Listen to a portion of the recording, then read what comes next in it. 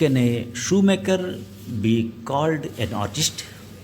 Yes, if he has the same skill and pride in his trade as any other artist and the same respect for it too.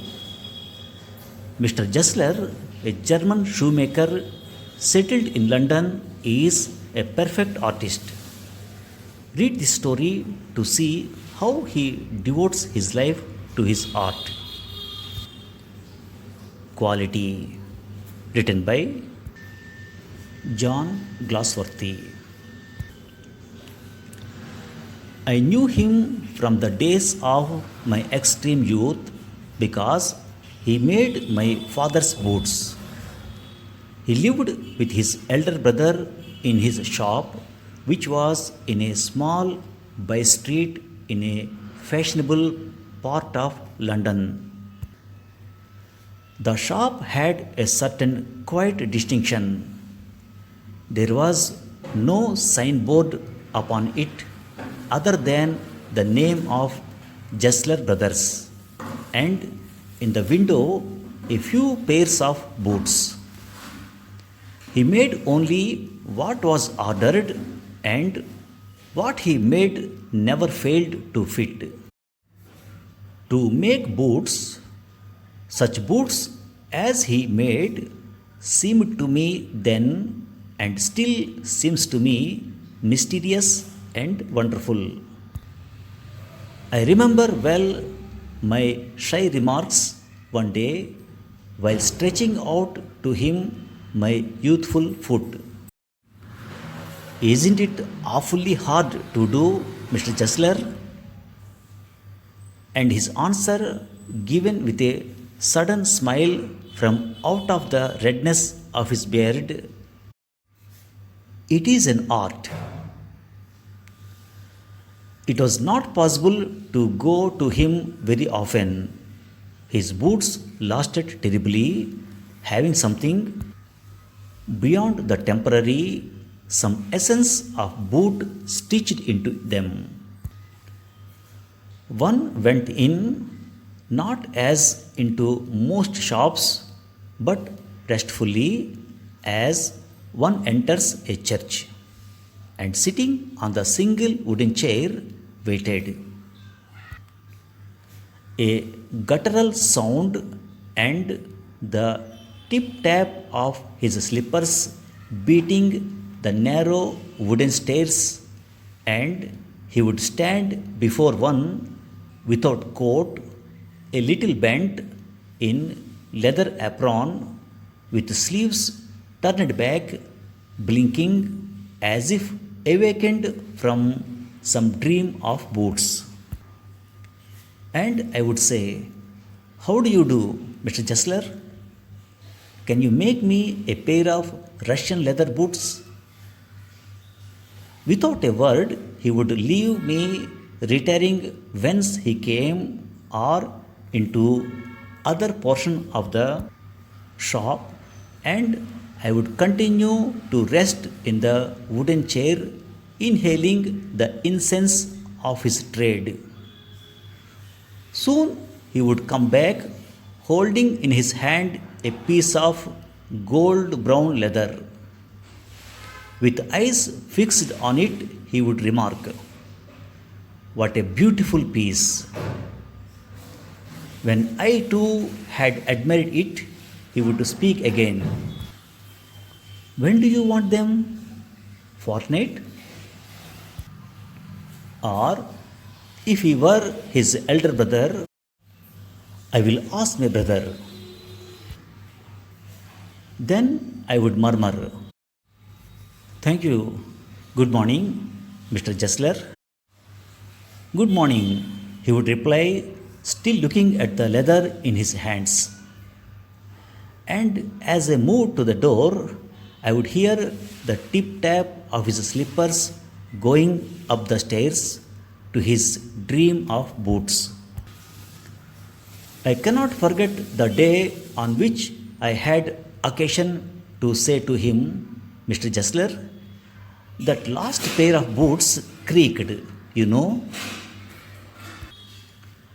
He looked at me for a time without replying, as if expecting me to withdraw or qualify the statement, then said, "It shouldn't have creaked." "It did, Mr. Jessler, I'm afraid." "You got them wet before they found themselves." "I don't think so." At the time, he lowered his eyes as if hunting for memory of those boots, and I felt sorry I had mentioned this grave thing. "Send them back. I will look at them. Some boots are bad from birth. If I can do nothing with them, I take them off your bill." Once only, I went absent mindedly into his shop in a pair of boots bought in an emergency at some large firm. He took my order without showing me any leather, and I could feel his eyes penetrating the inferior covering of my foot.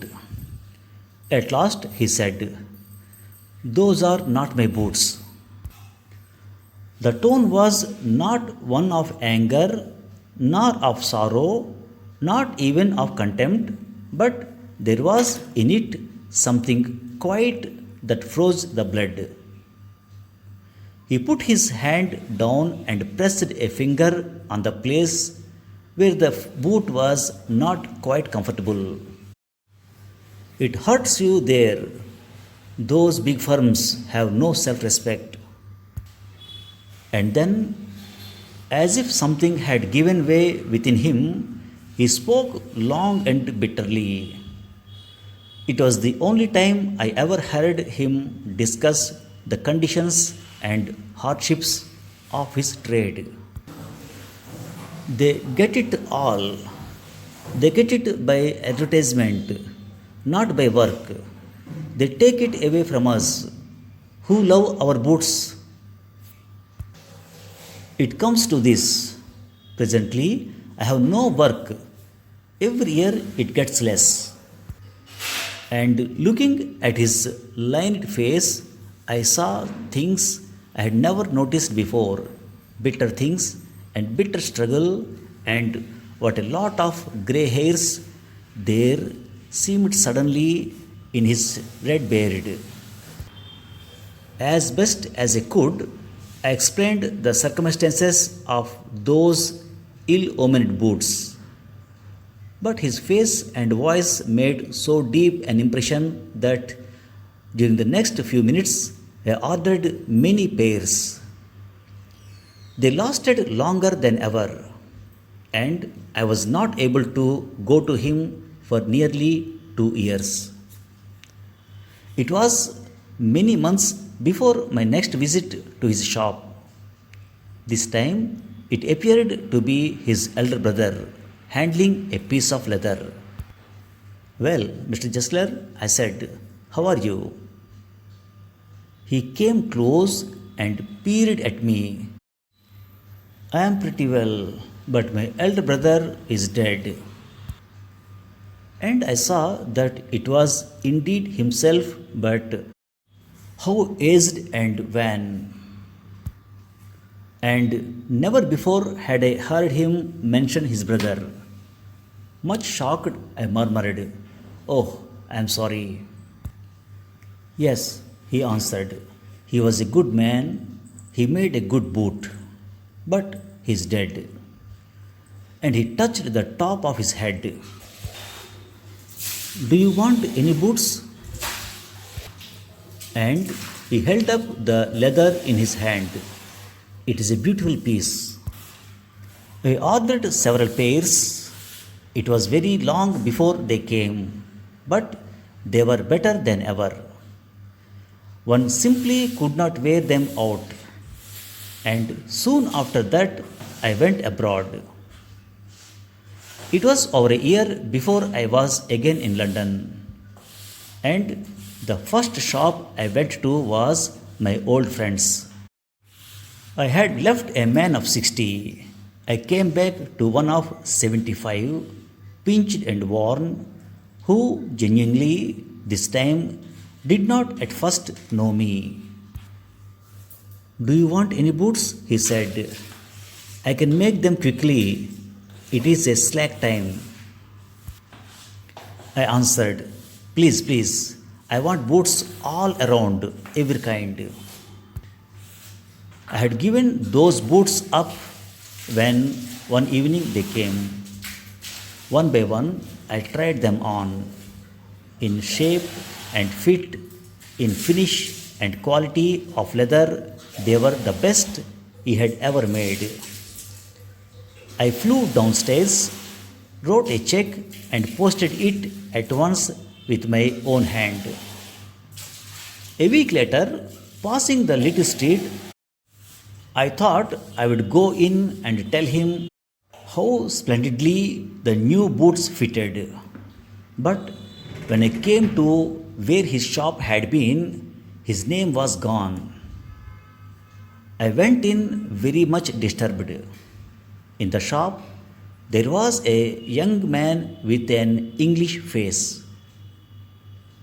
Mr. Jessler in? I said. No, sir, he said. No, but we can attend to anything with pleasure. We have taken the shop over. Yes, yes, I said. But Mr. Jessler? Oh, he answered, dead. Dead? But I only received these boots from him last Wednesday week. Ah, he said. Poor old man starved himself. Slow starvation, the doctor called it. You see, he went to work in such a way, would keep the shop on, wouldn't have a soul touch his boots except himself. When he got an order, it took him such a time. People won't wait. He lost everybody. And there he would sit, going on and on. I will say that for him, not a man in London made a better boot. But look at the competition. He never advertised.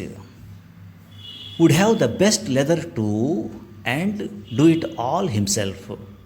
Well, there it is. What could you expect with his ideas? But starvation?